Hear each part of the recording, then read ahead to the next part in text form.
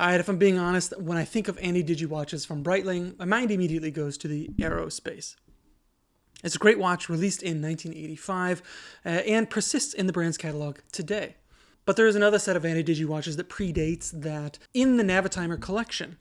And this is the Pluton, the Jupiter, and the Cosmos. And these watches were launched in 1980 as a high-tech solution designed for military pilots. That said, this is a watch that went in a few different directions and was even offered for divers by Scuba Pro and Chronosport. So this is a watch that came in a few different configurations throughout the course of its lifespan.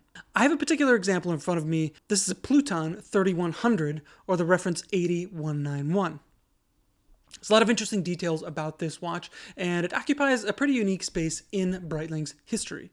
Now, right off the bat, you'll notice about this watch is it lacks some of the flair and drama that we've come to associate with the brand these days, for better or worse. This is a set template watch that is dictated by the movement inside, which is a Breitling B51, based on the Miyota Y652 or the Seiko H461. In fact, Seiko has their own version of this watch that looks quite similar. It's the Seiko H461 6000. Breitling takes theirs a step further, however, and in typical Breitling fashion, leans into the instrumentation part of the watch. Now, these are watches with some interesting features that were, once again, kind of targeted toward pilots. At a glance, this is a pretty straightforward anti-digi watch, but it does reveal some interesting details at a closer look. For instance, the Rayhot features a couple of set of numbers differentiated by their color, and these are the VFR and IFR flight level authorizations in degrees. A niche set of numbers if I've ever seen one. And on the other side of the hour markers, you'll find a decimal scale which breaks the hour or minute into 100 segments. Another highly unusual feature, but together create a feeling of a highly specialized instrument. Now, some of these details might not have the proportions that we'd expect in more modern watches, but everything is still well organized and easy to read at a glance.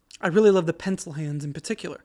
The seconds hand is worth calling out here as it is split into two sections. There's a regular white coated section of the seconds hand, and there's another side of it that is almost equal length that is covered entirely in black, except for the tip, which gets an orange-red blob at the end of it. So you could kind of use this in a couple of different ways, were you so inclined. But the real star here is, of course, the digital screen residing at the bottom of the dial. There is a button at 8 o'clock that scrolls through the modes here that include a second time zone indication that can be displayed in 12 or 24 hours. There is a split-second chronograph, there's a date, and there's an alarm. There's really not that many bells and whistles here, but what is here has been reduced to the most practical functions that you typically find in a digital module. You can see here I've got mine set on GMT time, while the regular hour hand and minute hand are tracking local time. The buttons on either side of the crown are used for setting as well as the chronograph timing element here. If you press them both simultaneously, you will turn on alarm mode, so at the top of every hour it will chirp, or you can set a specific time for the alarm to go off. Now, this is all set within a steel Monin style case that measures 40 millimeters at the bezel. The mid case is a little bit wider than that, but in total it is about 11 millimeters in thickness and about 46 millimeters from lug to lug. Overall, this wears really well on the wrist, but there's one interesting detail about this case, and that is its horizontal asymmetry. The crown and pushers are set into the lower section of the case, leaving the lower lugs a little bit shorter than the upper lugs. It's an interesting detail. It doesn't really affect wearability all that much, but it's one of those things that once you notice it, it's kind of hard to unsee. But it certainly has a lot of character here. Now, this is a watch that was in production through the mid-90s and was created in a variety of configurations.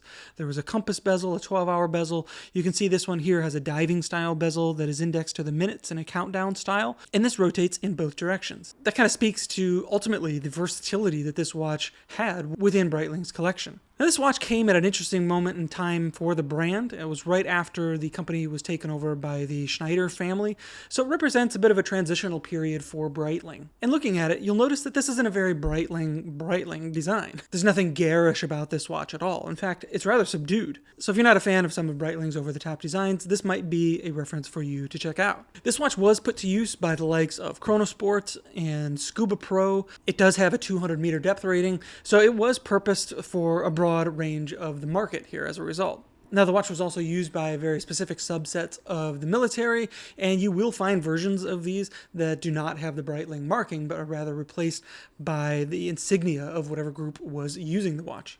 So that adds an interesting wrinkle to the history of the Pluton. I really love the overall design and personality of this watch. It's wearable, it's unusual, it's unexpected, and it feels like it captures a core part of the Breitling identity in a way that we're really not used to seeing from the brand. Now, there were quite a few of these made. Again, this was produced for a pretty lengthy period of time. However, there are not really replacement components being manufactured for the movement. It's one of those situations where you would find just a whole new movement on eBay or something and just have it recased. If you can find an example that's in good working condition, it's a lot of fun to wear and use, and they can be had for around $500, representing not only a great value and a very unusual watch, but also an interesting part of Breitling history. Breitling, of course, still makes anti-digi watches. The aforementioned Aerospace and the Emergency currently exist within the brand's lineup, but both of those watches are not for the faint of heart. They embody more of the modern Breitling design language. This watch doesn't really have that, for better or worse. It's a lot more subtle, and I like it quite a bit for that reason. I would love to know what you think about this watch. What do you think about the anti-digi trend coming back?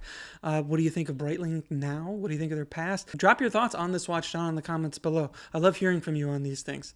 I've got a lot more of my thoughts on this watch now live over on thedeeptrack.com. I'll leave a link to that down below. If you enjoy this content, a like and a share goes a long way. And if you're not subscribed, now's a great time to do so. That'll do it for this one. Thanks so much for tuning in. And until next time, take care.